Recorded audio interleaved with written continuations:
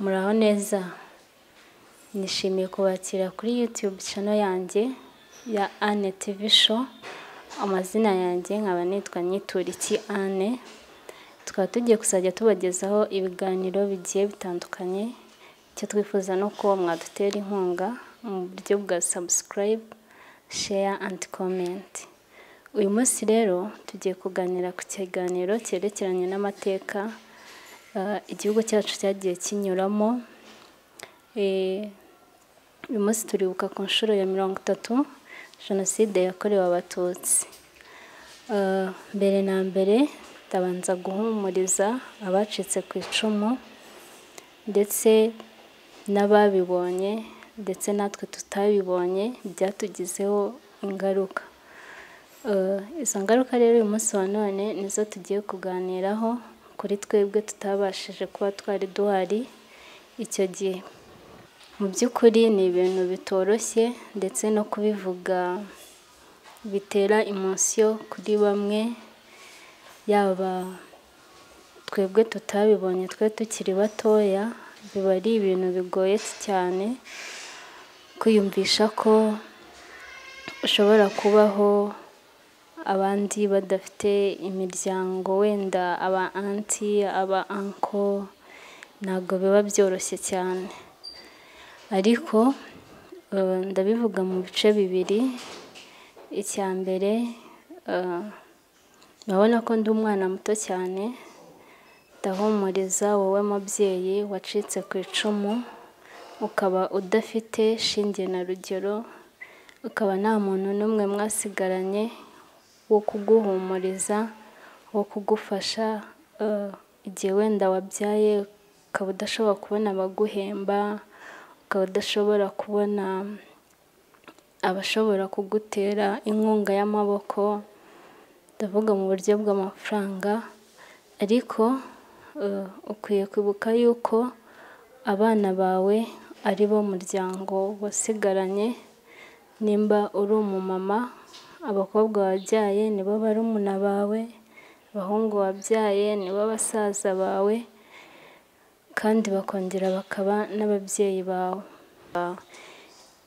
Iyo ufite abana byongera kuguhereza icyizere cy'ubuzima ndetse no kwiyubaka, ukumva utuje, bikakwibagiza ahashize.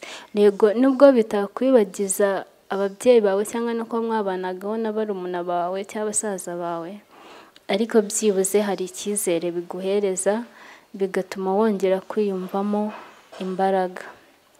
Mukomere, nubwo biba bitoroshye ariko ntabwo bizongera kuba.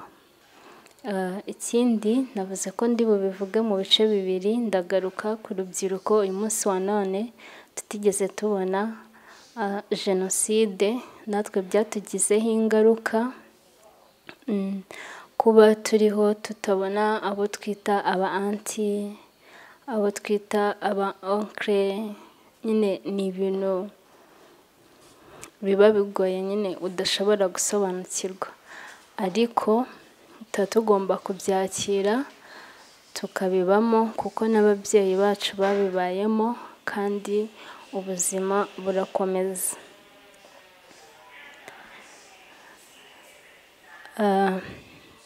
Rero nkaba ngenera ubutumwa yaba urubyiruko yaba ababyeyi. Dufite umubyeyi wacu mukuru ari we His Excellency Paul Kagame, ndetse turamushimira cyane n'inkotanyi kuba baremeye kwitanga bakabasha kugira abo barokora bakarokoka. Hakaba hari amashami yagiye ashibuka kuri bo. Ni ukuri Imana igikomeza ibahe umugisha kandi yagure imirimo yabo.